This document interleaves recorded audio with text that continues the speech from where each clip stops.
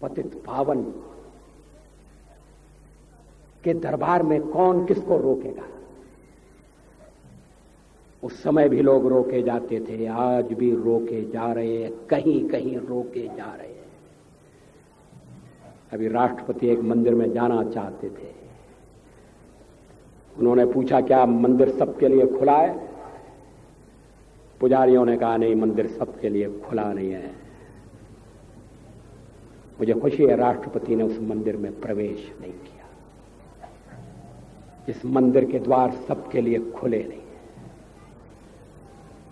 उस द्वार के बाहर कल्पना करिए, कोई खड़ा होकर कह रहा है हम दूसरों को दोष देते हैं, उन्होंने हमारे समाज के कुछ लोगों को बरगलाने की चेष्टा की है, मगर सावरकर की दृष्टि से हम देखें हिंदू समाज के अभिशाप को, हिंदू समाज की दुर्बलता को, हम अगर पराधीन हुए, हम आज अगर अपने घर में सम्मान के साथ जीवित नहीं है, तो इसके लिए फर्की इतने दोषी नहीं है। दोष हमारा अपना है, हमने समाज को बांट दिया। कभी वर्ण व्यवस्था का उपयोग रहा होगा तो रहा होगा, लेकिन उसके कारण जब दीवारें खड़ी होने लगी, व्यक्ति व्यक्ति को छोटा समझा जाने लगा, कोई बड़ा बन गया, कोई छोटा बन गया, समाज की एकता खंडित हो गई। विदेशियों ने उसका लाभ उठाया। हम कभी विदेशियों से नहीं हारे, हमने तो अपनी तलवार से अपने देश को जीतकर दूसरों के सुपुर्द कर दिया। इतिहास साक्षी है, प्लासी की लड़ाई में जितने लोग मैदान में लड़ रहे थे, उससे ज्यादा लोग मैदान के बाहर खड़े होकर तमाशा देख रहे थे, लड़ाई का परिणाम सुनने की प्रतीक्षा कर रहे थे। देश के भाग्य का निर्णय होने जा रहा था, मगर उस निर्णय में सारा देश शामिल नहीं था। विदेश मंत्री के नाते मैं अफगानिस्तान गया था। आपको सुनकर ताज्जुब होगा, अफगानिस्तान के अपने मेजबानों से मैंने कहा मैं गजनी जाना चाहता हूं, गजनी। पहले वो मेरी बात उनकी समझ में नहीं आई, कहने लगे गजनी तो कोई टूरिस्ट स्पॉट नहीं है,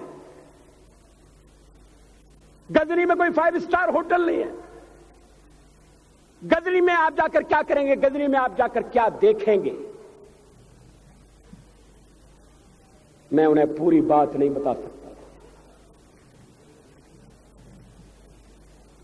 मेरे हृदय में कहीं गजनी कांटे की तरह से चुभ रहा है। जब से मैंने गजनी से आए एक लुटेरे की कथा पढ़ी है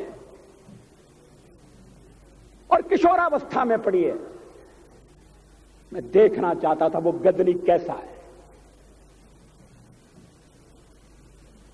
आपको सुनकर ताज्जुब होगा, महमूद गजनी का अफगानिस्तान के इतिहास में कोई स्थान नहीं है।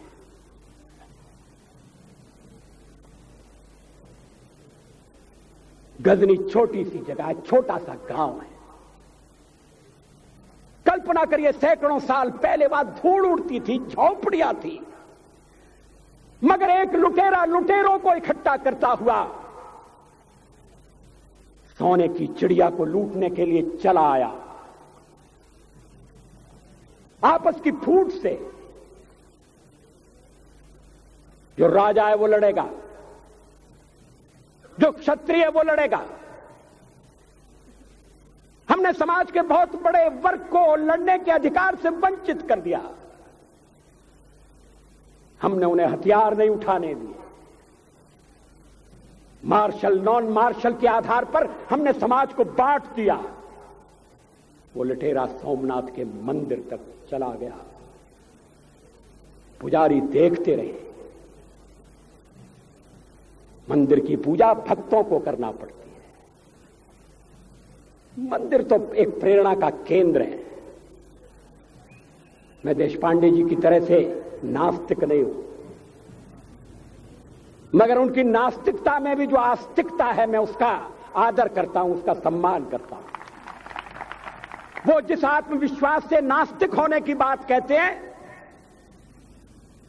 तो मैं उनसे कहना चाहता हूं वो सचमुच में नास्तिक नहीं है। जिसकी आस्तिकता है, जिसका विश्वास है, वो नास्तिक कैसे हो सकता है? विश्वास किस में है ये बड़ी बात नहीं है, विश्वास है या नहीं। हमने समाज के बहुत से बड़े वर्ग को विश्वासहीन बना दिया।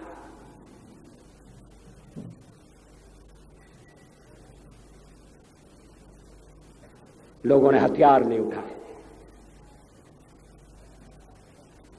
वेद पढ़ने के दरवाजे बंद कर दिए। इसलिए हम पादाक्रांत हुए।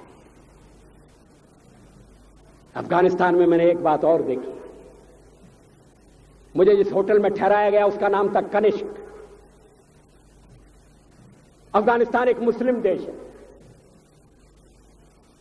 मुझे बड़ा ताज्जुब हुआ। मैंने कहा कनिष्क यहां कहां से आए? तो मेरे साथ अफगानिस्तान के विदेश मंत्री थे। मैंने कहा कनिष्क आपका कौन लगता है? कनिष्क से आपका क्या संबंध है? कहने लगे कनिष्क हमारा पूर्वज है, कनिष्क हमारा पुरखा है।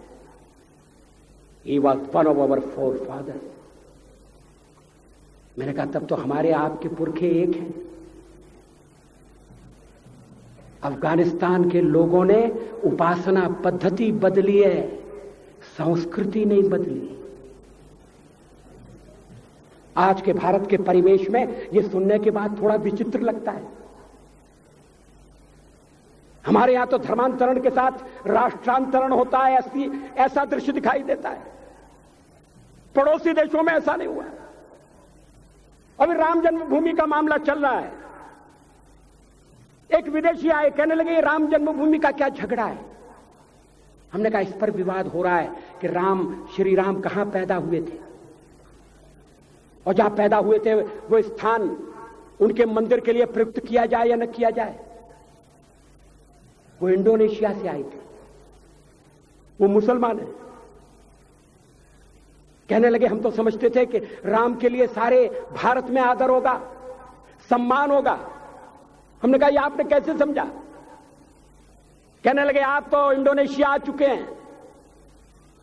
इंडोनेशिया में बहुत से लोगों ने इस्लाम स्वीकार कर लिया, मगर श्री राम को विस्मृत नहीं किया, श्री राम को भुलाया नहीं।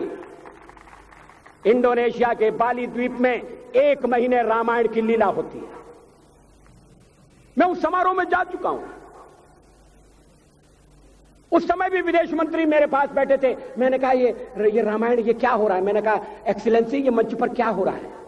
कहने लगे एक्सीलेंसी आपको पता होना चाहिए। हमने कहा मुझे तो पता है, मगर मैं जानना चाहता हूं।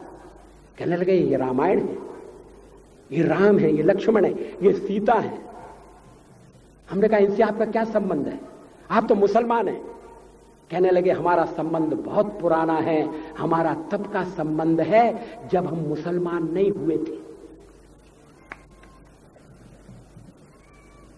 थाईलैंड की राजधानी अयोध्या कही जाती है। थाईलैंड के राजा को आज भी राम कहा जाता है। सावरकर जी ने हिंदू राष्ट्र की बात कही, हिम्मत के साथ। बुनियादी तौर पर भारत हिंदू राष्ट्र है, इससे कोई इनकार नहीं कर सकता, इसे कोई अस्वीकार नहीं कर सकता। मेरे लिए हिंदू राष्ट्र और भारतीय राष्ट्र पर्यायवाची शब्द है। लेकिन सावरकर जी ने हिंदू राष्ट्र की बात कही तो हिंदी राज्य की बात भी कही। उन्होंने कहा राष्ट्र हिंदू है, मगर भारत में हिंदी राज्य होगा, ऐसा राज्य होगा जो मजहब के आधार पर, उपासना पद्धति के आधार पर भेदभाव नहीं करेगा। समय की कमी से मैं सावरकर जी का वो उद्धरण पढ़कर सुनाना नहीं चाहता। सावरकर जी ने कहा कि स्वतंत्र भारत में न हिंदू राज्य होगा, न हिंदू राज्य होगा। ऐसा राज्य होगा जो सबकी चिंता करेगा, सबके साथ न्याय करेगा। मगर उन्होंने कहा राष्ट्र हिंदू राष्ट्र होगा। राष्ट्र और राज्य में अंतर है, यह अंतर हमें स्पष्ट करना चाहिए। सावरकर जी के विचारों को लेकर बहुत भ्रम पैदा करने की कोशिश की गई है। मुझे खुशी है इस समारोह का उद्घाटन करने के लिए सूचना मंत्री श्री गाडगिल आए थे। मुझे वो दिन भी याद है जब रेडियो से सावरकर की कविता नहीं सुनाई जा सकती थी। वक्त बदल गया है, जादू सर पर चढ़कर बोल रहा है, महापुरुषों की कोई ज्यादा दिन तक उपेक्षा नहीं कर सकता।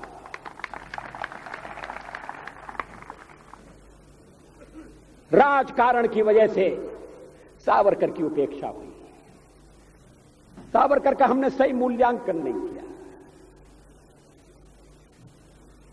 मैंने तो बहुत कम उम्र में सावरकर जी को देखा था, सुना था। बिंदु माधव जोशी ने मेरी कविता का उल्लेख किया, हिंदू तन मन हिंदू जीवन रग रग हिंदू मेरा परिचय। ये मैं 10वें दर्जे में पढ़ता था, उस समय की लिखी हुई कविता है। लोग कहते हैं वो कविता लिखने वाला वाजपेयी अलग था, जो राजकारण करने वाला वाजपेयी वो अलग है। इसमें कोई सच्चाई नहीं है। मैं हिंदू हूं ये मैं कैसे भूल सकता हूं, किसी को भूलना भी नहीं चाहिए। मगर मेरा हिंदुत्व सीमित नहीं है, संकुचित नहीं है। मेरा हिंदुत्व हरिजन के लिए मंदिर के दरवाजे बंद नहीं कर सकता। मेरा हिंदुत्व अंतर प्रांतीय, अंतर जाति, अंतरराष्ट्रीय विवाहों का विरोध नहीं करता। हिंदुत्व सचमुच में विशाल है। मेरा हिंदुत्व क्या, हम तो एक कण की तरह से हैं, सावरकर जी एक पर्वत की तरह से। हम लोग तो एक बिंदु हैं, सावरकर सिंधु की तरह से। मगर कण में भी, बिंदु में भी वही गुण है, वही क्षमता है। सावरकर जी को हम समझने का प्रयत्न करें। सावरकर जी की विचारधारा का विश्लेषण करें। सावरकर जी के चिंतन के बारे में हम अनुसंधान करें और सावरकर के संदेश को घर घर तक, व्यक्ति व्यक्ति तक पहुंचाने का प्रयास करें। मुझे खुशी है ये समारोह इसी निमित्त हो रहा है कि सावरकर घर घर तक पहुंचाए जाएं। मैं इस समारोह की सफलता चाहता हूं।